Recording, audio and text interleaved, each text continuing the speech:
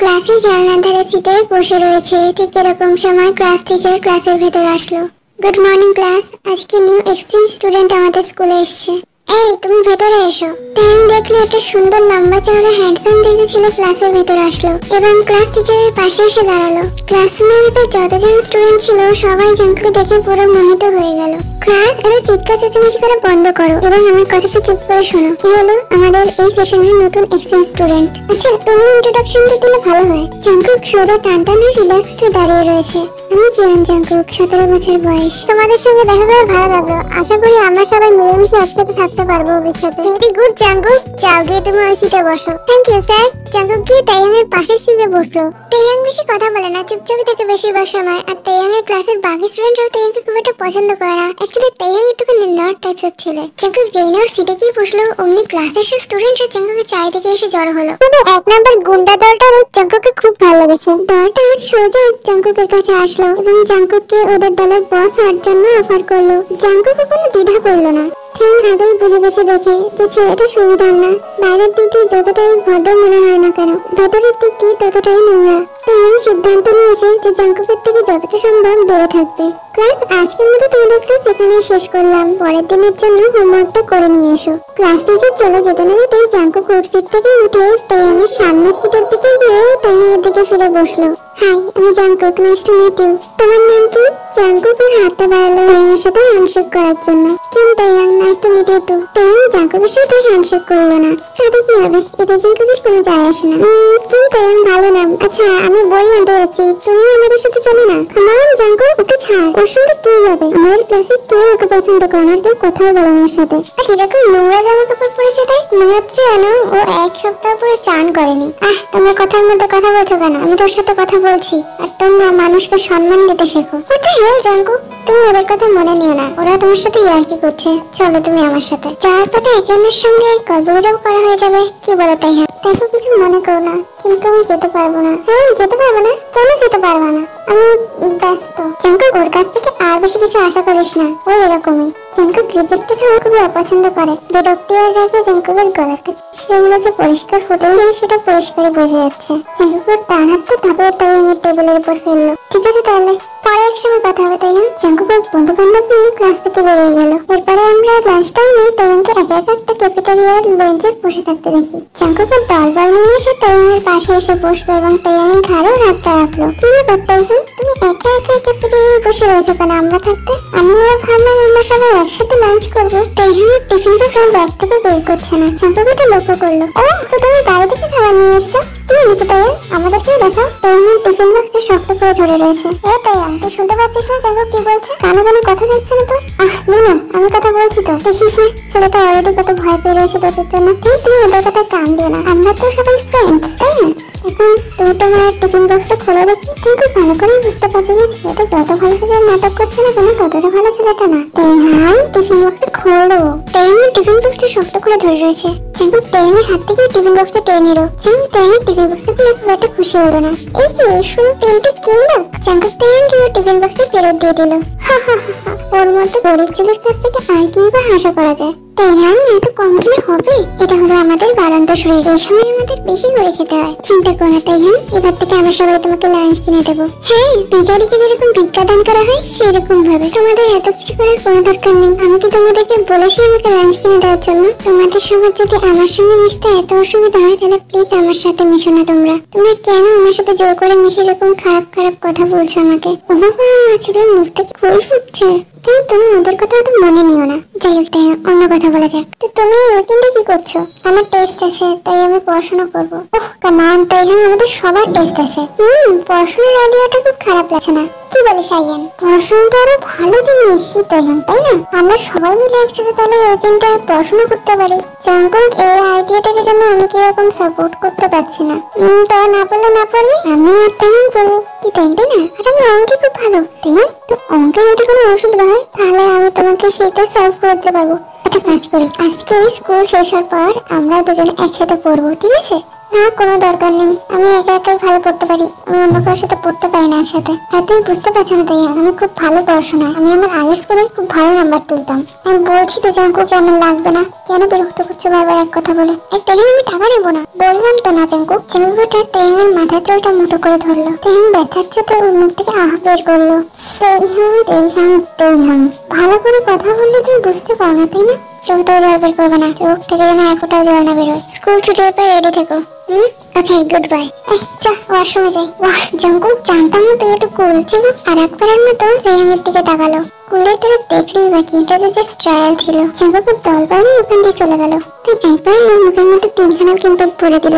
ওর মাথাটা নিচু করে রয়েছে এবং ওর চোখ থেকে টপ টপ করে জল পড়ছে। ক্যাফেটেরিয়ায় আর যে স্টুডেন্ট গুলো আসা যাওয়া করছে তারা তাইয়ানের দিকে তাকাচ্ছে এবং তাইয়ানকে দেখে ওরা বিকৃত বিকৃত মুখ বানাচ্ছে। এবারে স্কুল ছুটির সময় আমরা দেখতে পাই তাইয়ান ওর ব্যাগটা গোছাচ্ছে। জাঙ্কুক হঠাৎ পেছন দিক দিয়ে এসে তাইয়ানের ঘাড়ে হাতটা রাখলো। কি তাইয়ান, রেডি তো? দেখো, আমি আমার কথা আগেই বলে দিয়েছি, আমার কোনো দরকার নেই তোমাদেরকে, আমি তোমাদের সাথে পড়তে চাই না, প্লিজ আমাকে একার মতো একা থাকতে দাও। তিনি এই বলে চলে যাবে ঠিক এমন সময় জাঙ্কুক তাইয়ানকে হাতটা দিয়ে তাইয়ানকে বাধা দিল। তাইয়ান, তুমি কোথাও যাচ্ছ না, আমার সামনে দিয়ে সরো জাঙ্কুক, আমাকে যেতে দাও। ঠিক আবার চলে যাবে ঠিক এমন সময় জাঙ্কুক তাইয়ানের হাতটা ধরে টেনে নিল। তাইয়ান শর্ট টেম্পার, তাই জন্য তাইয়ান নিজের রাগ সামলাতে না পেরে জাঙ্কুকের মুখে পাঞ্চ মারলো। ওটা হেল তাইয়ান, তোর আমাদের পাশে গায়ের উপর হাত তোলার সাহস হলো কি করে?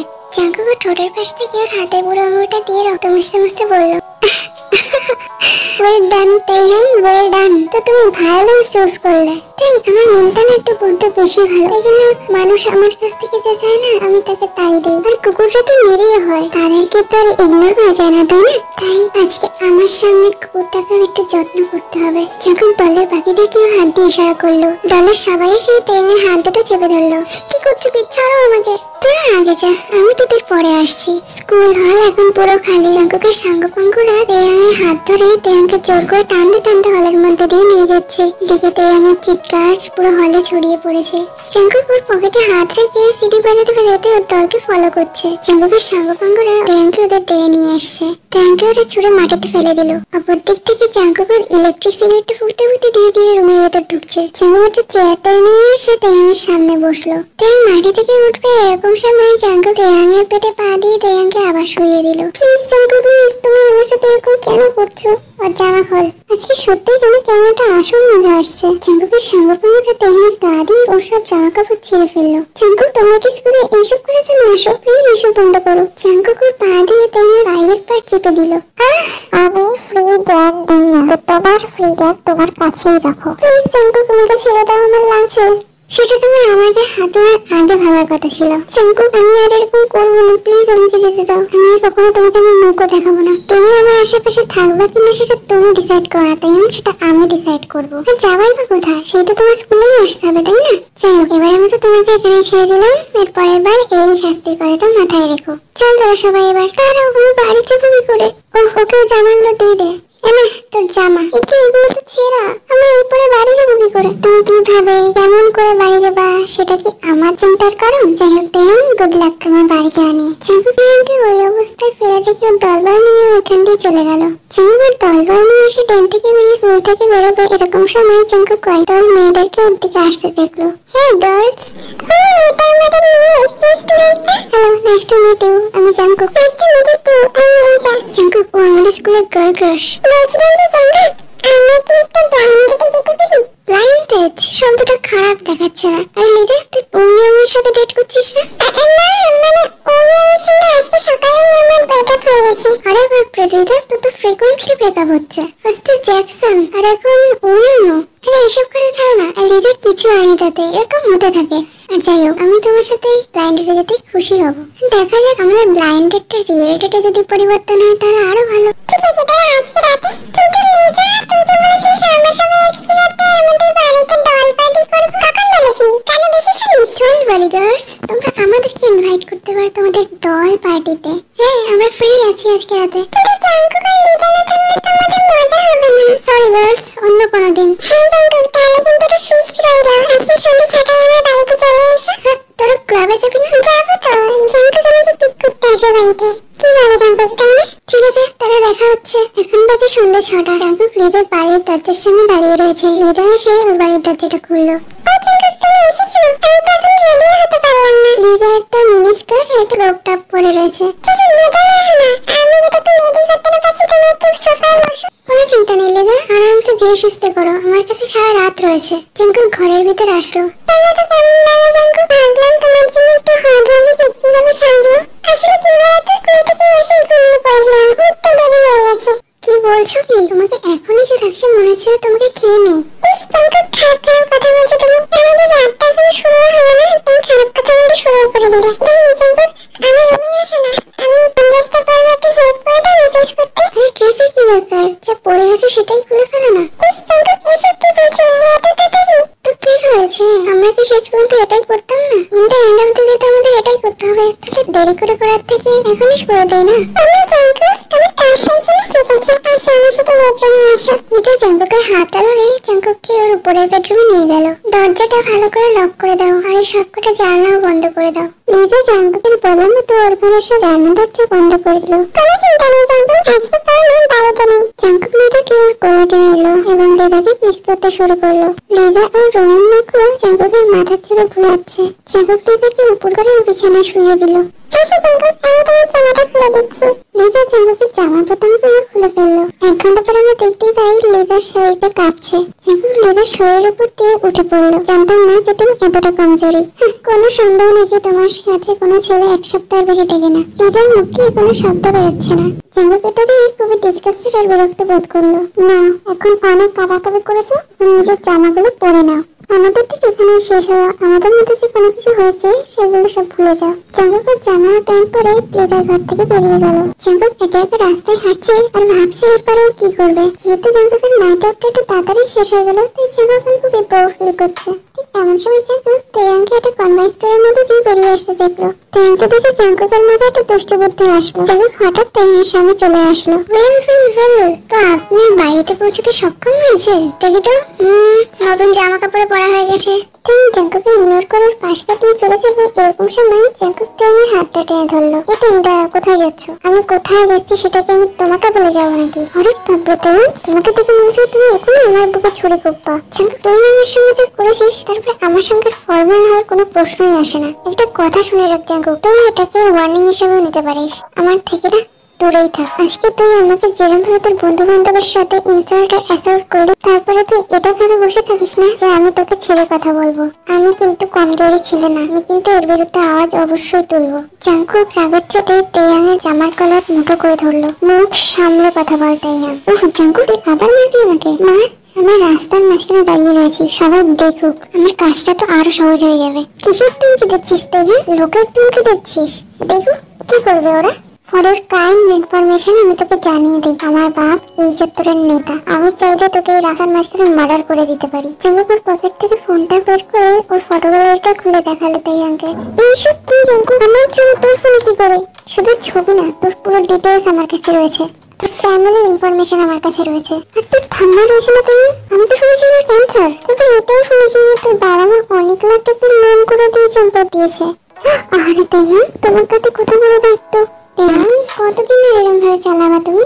5 বছর অলরেডি হয়ে গেছে, লোনটা এখনো চুকাতে পারে না। এরকম ভাবে কনফারেন্সড হয়ে কাজ করে তুমি তোমার লোন পেতে পারবে না তেয়াং। তোমার শুনুন আছে, তোমার ঠাম্মা ট্রিটমেন্টের টাকা রয়েছে। কি বলতে চাই পরিষ্কার করে বল জাঙ্কুক। আমি এটাই বলতে চাই যে রোজ রোজ এই লোনকারীদের হাতে মার খাওয়ার থেকে আমার কাছে তোমার জন্য একটা অফার রয়েছে। তোর কাছ থেকে আমি কোনো রকম অফার নেবো না জাঙ্কুক। ঠাম্মা তোর কতদিন তুই কষ্ট দেবে তেয়াং? অলরেডি তো 8 মাস হয়ে গেছে। তোর ঠাম্মা তো সারি হসপিটালের ভিতরে জানলার দিকে তাকিয়ে বসে থাকে। ওর নাতি ওনার ট্রিটমেন্টের ব্যবস্থা করে দেবে, কিন্তু ঠাম্মা তো জানে না যে ওনার নাতি এত বড় অকম্মা। হরটা হেরে জাঙ্কুক, তুই আমার ঠাম্মার সঙ্গে দেখা করতে গেছিস? না, আমি যাইনি। আমার লোকেরা হসপিটালে গিয়ে ডাক্তারদের কাছ থেকে ইনফরমেশন নিয়েছে। তুই দাঁড়িয়ে কিছুক্ষণ ভাবলো, কি অফার জাঙ্কুক? প্রত্যেকদিন রাতে আমার সাথে টাইম স্পেন্ড কর, তোর বডিকে আমার দায়িত্ব দিয়ে দে। ছি জাঙ্কুক, ছি, তুই এতটা খারাপ, এতটা নোংরা আমি ভাবতেও পারিনি। তুই কোন সাহসে আমাকে এমন একটা অফার দিলি? করবো না আমি এই কাজ। তুই এখান থেকে চলে যাবে এরকম সময় জাঙ্কুক তেয়াংকে ডেকে বললো, ভেবে নে, লাস্ট বারের মতো ভেবে নে, তোর না তো 14 গোষ্ঠীর লোন আমি চুকাতে পারি। বাবার টাকার বেশি ফুটানো করছো তুমি। টাকা 4 বছরে তোমার মাথা ঘামার অত দরকার তো নেই। তুমি তোমার ঠাম্মাকে যদি বাঁচাতে চাও তাহলে তোমার আমার এই অফার অ্যাকসেপ্ট করতেই হবে। শেষ পর্যন্ত তোমার আমার কাছে কাছে নিয়ে আসতে হবে। জাঙ্কুক এখন তেইহানের উপর ব্রেন ম্যানিপুলেশন ট্রিক্স চালাচ্ছে আর তেইহান খুবই অসহায় ফিল করছে। গুড বাই তেইহান, বেশি চিন্তা করো না, সব ঠিক হয়ে যাবে। চলো আমার বাড়িতে চলো। একটা কথা মনে রাখতে জাঙ্কুক, এসব আমি শুধু আমার ঠাম্মার জন্য করছি। আমি এসব আমার মজার জন্যই করছি। জাঙ্কুক তেইহানের হাতটা ধরলো। চলো এখন আমার বাড়িতে যাওয়া যাক। এরপরে আমরা দেখতে পাই জাঙ্কুক তেইহানকে বাড়িতে নিয়ে এসছে। বাড়িতে কেউ নেই, ডোন্ট ওয়ারি, তোমার পুরো হাত তো খেয়ে ফেলবো। তেইহান জাঙ্কুকের কথাটা শুনে খুব ভয় পাচ্ছে। তেইহান, তুমি যখন ভয় পাও না বিশাল কিউট লাগো। জাঙ্কুক যত তেইহানের দিকে এগোচ্ছে তেইহান তত পিছিয়ে যাচ্ছে। ধীরে ধীরে তেইহান জাঙ্কুকের দেওয়ালের সাথে ফেসে গেল। জাঙ্কুকের হাতের আঙুলগুলো তেইহানের গালে বুলাচ্ছে এবং তেইহানের চোখে তাকিয়ে রয়েছে। জাঙ্কুক, আমরা কিন্তু লিভিং রুমে আছি, তুই দেখে ফেলবে। বাড়িতে কেউ নেই, কেউ দেখবে না, আর যদি কেউ দেখিয়েও ফেলে তাও আমার কোনো যায় আসে না। জাঙ্কুক তেইহানকে ওর সাথে সোফায় টেনে নিল এবং নিজেও শার্ট খুললো, তেইহানের শার্টও খুলে দিল। জাঙ্কুকের তেইহান একে অন্যকে কিস করছে। এরকম সময় তেইহান বলে উঠলো, জাঙ্কুক প্লিজ দাঁড়াও, আমি একটুখানি বাথরুমে যেতে চাই। তেইহান এসবের জন্য একদমই রেডি করছে না, তাই জন্য তেইহান পালাতে চাইছে।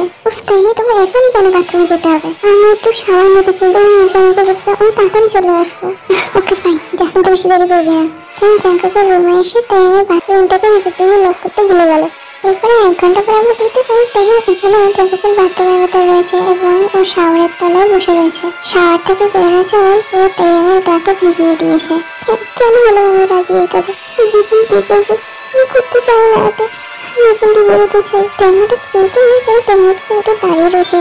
তাই পেছন ফিরে দেখলাম যে জাঙ্কুক তেইহানের দিকে মান দৃষ্টি দিয়ে তাকিয়ে রয়েছে। এখন তেইহান জাঙ্কুকের কারো পোশাক নেই। জাঙ্কুকের দিকে তেইহানের গাটা থরথর করে কাঁপতে শুরু করলো, যেন জাঙ্কুক ওর সব কথা শুনে ফেলেছে।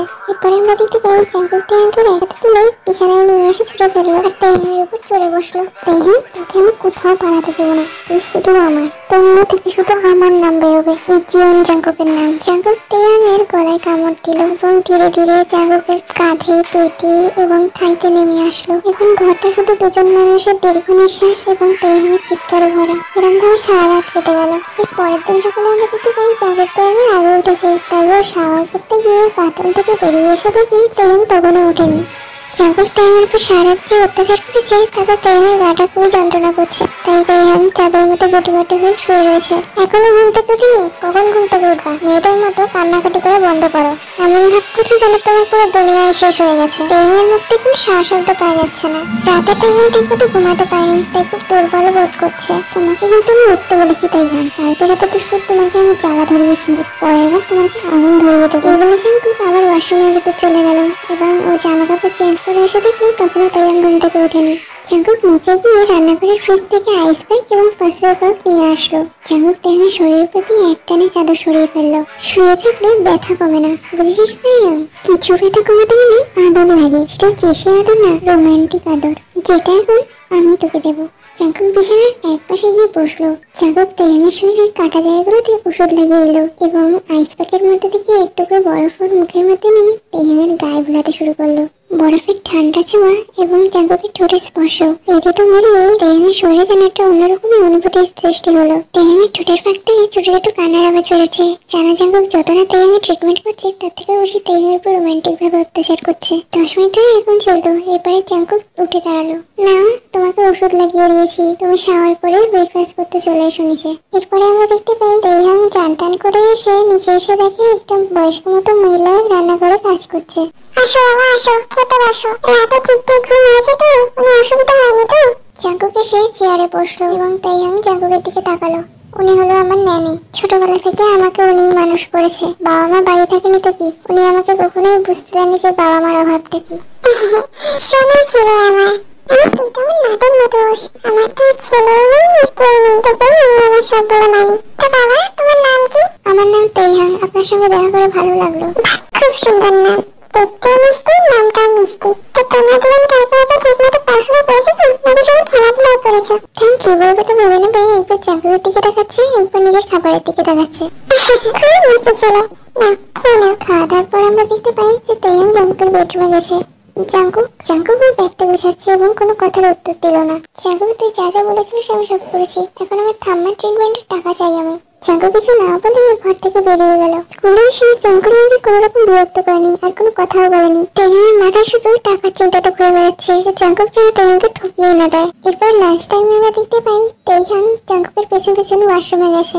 জাঙ্কুক ওয়াশরুমের মধ্যে ওর হাতটা ধুচ্ছে। এরকম সময় তেহান জাঙ্কুকের কাছে এসে বলে, জাঙ্কুক তুমি আমার টাকাটা দেবে না? তুমি যে বলেছিলে তুমি আমার লোন শোধ করে দেবে, আর আমার ঠাম্মার ক্যান্সারের যে ট্রিটমেন্টের টাকাটা সেটাও যে তুমি দেবে বলেছিলে। জাঙ্কুক তেহানকে ওয়াশরুমের দেওয়ালের সাথে পিন করে দিল হাত দুটোর মাঝখানে, আর তেহানকে প্যাশনেটলি কিস করতে শুরু করলো। তেহান আগের ছোট জাঙ্কুকের ঠোঁটটা কামড়ে ধরেছে।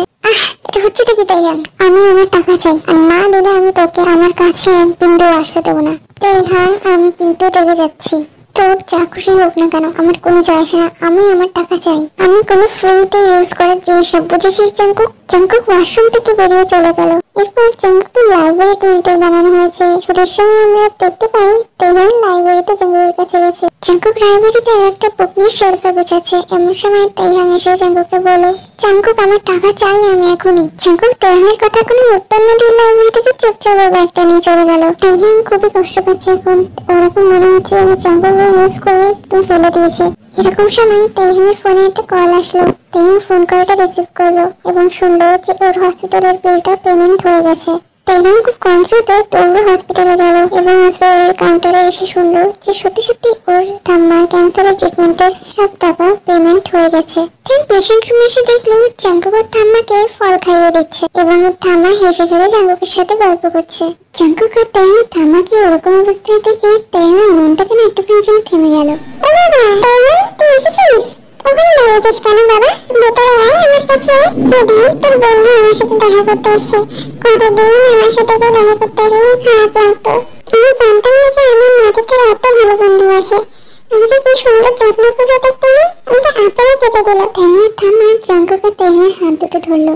বাবা আমি একটা কথা রাখিস, আমি চাই না আমি কতদিন বাঁচবো। আমার চলে যাওয়ার পর অন্তত তোরা ঝগড়া অশান্তি করিস না অন্যের সাথে, মিলেমিশে থাকিস। আমি তোর আশীর্বাদ করি, তুই যেন ভালো থাকিস।